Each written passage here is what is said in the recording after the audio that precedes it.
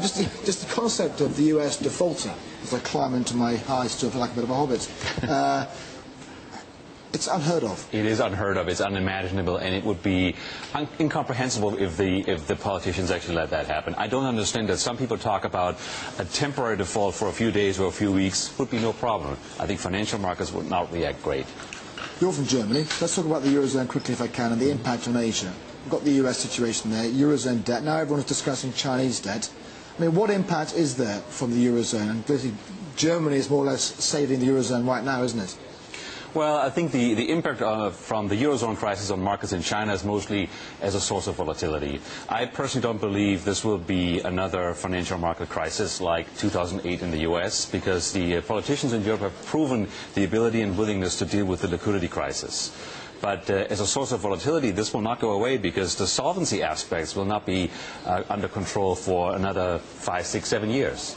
But Germany is more or less saving the Eurozone. Is that fair, or just to... I'm not sure Germany saved the Eurozone.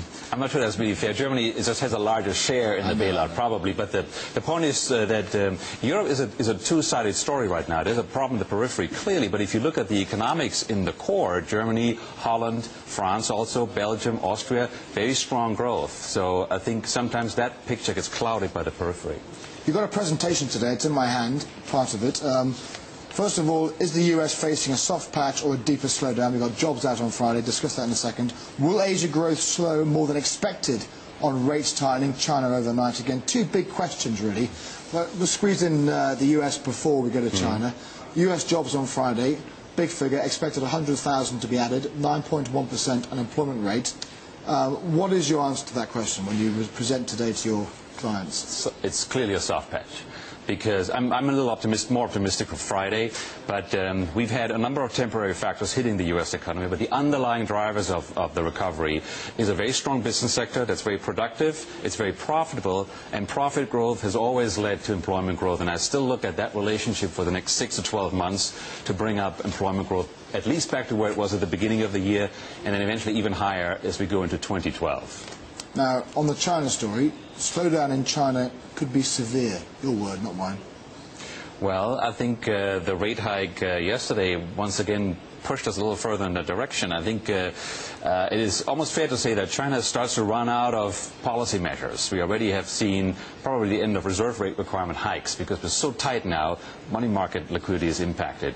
Interest rates now get to a level where at least the government's now acknowledging we may not be able to do more because it's affecting the broader economy. If inflation doesn't slow down, you mentioned the food price index, if inflation doesn't slow down in the next few months, I think it will be very tough for China to avoid a hard landing or choose to let inflation run at a higher level. You say that PBOC has failed so far. Well, it has failed so far. That's a little unfair because central banks would always argue that monetary policy works with a lag. But I think what's fair to say is that the measures so far have not helped to slow inflation, so more is needed. And I think it's time to start looking at the currency as another way to relieve some of the inflation pressures. What would you then be advising PBOC to do with the currency?